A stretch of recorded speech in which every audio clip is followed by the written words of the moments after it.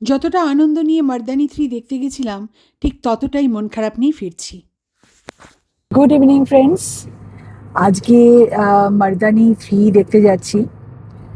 যখন মার্দানি 1-2 এসেছিল রানী মুখার্জি, দুটোই তো থিয়েটারে দেখেছিলাম, এমনকি ওটিটি প্ল্যাটফর্মেও যখন এসেছিল তখনও দেখেছি। রানী মুখার্জি আমার ভীষণ ফেভারিট একজন actress, one of my favourite actress. Actually owner best part হচ্ছে যে বয়সের সাথে সাথে এত সুন্দর কিছু ক্যারেক্টার উনি নিয়ে কাজ করছেন, এত এত ভালো ভালো স্ক্রিপ্ট উনি নিয়েছেন, যেটা খুব দরকার।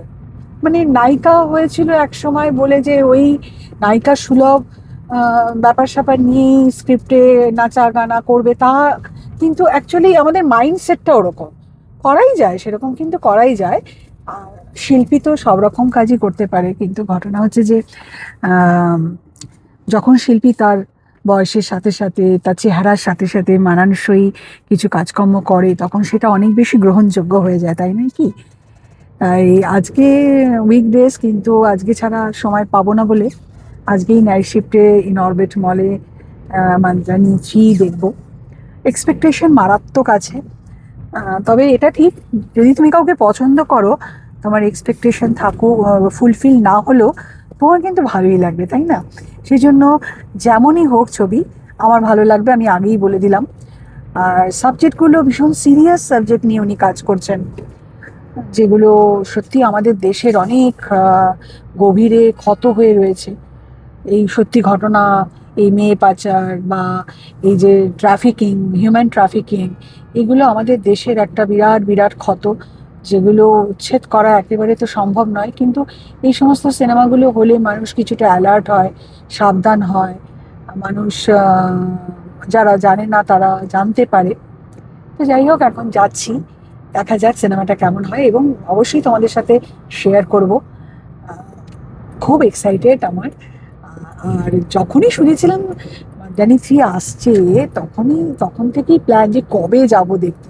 অলরেডি রিলিজ করে গেছে 2-4 দিন আগেই। তো আজকে যে সময় সুযোগ পেয়ে আজকেই বেরিয়ে গেলাম, ওই জন্য।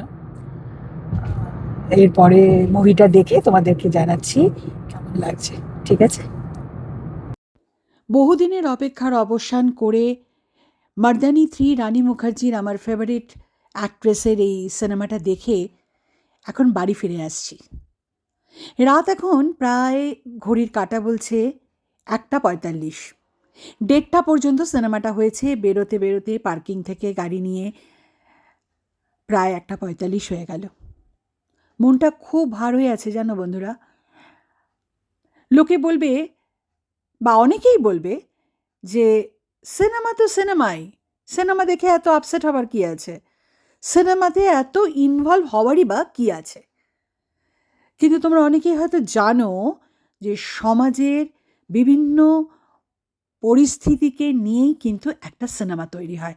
আজ নয়, সিনেমা শুরুই হয়েছে সেভাবে।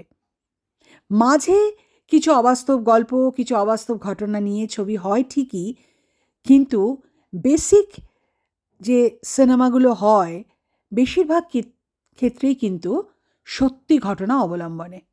নাম পরিবর্তন করে দেওয়া হয়, পরিস্থিতি চেঞ্জ করে দেওয়া হয়, কিন্তু ঘটনাগুলো কিন্তু সত্যি। আজকাল তো বায়োপিকও হচ্ছে, বহু মানুষের জীবনের ঘটনা নিয়ে ছবি আমরা দেখতে পাচ্ছি ঘরে বসে হলে গিয়ে, তাই না? আজকেও ঠিক তেমন একটা খুব খারাপ ছবি, মানে সিনেমাটাকে নিয়ে আমি একবারও বলবো না, সিনেমার মেকিং থেকে শুরু করে সিনেমার যে প্ল্যানিং, অ্যাক্টিং, স্ক্রিপ্ট, সমস্ত কিছু একদম পারফেক্ট। আর আমি তো রানী মুখার্জির একজন অন্ধ ভক্ত, সেই জন্য আমার সবটাই ভালো লেগেছে। যারা অনেক বড় বোঝদার, তাদের হয়তো অনেক খুঁত আসলেও আসতে পারে, অনেক ভুল ত্রুটি তারা দেখলেও দেখতে পারে, আমার কিন্তু লাগে। ছবিটা দেখে একটাই কথা মনে আসছে, এই পৃথিবী বড় ভয়ঙ্কর, এই পৃথিবীর মানুষগুলো খুব ভয়ঙ্কর।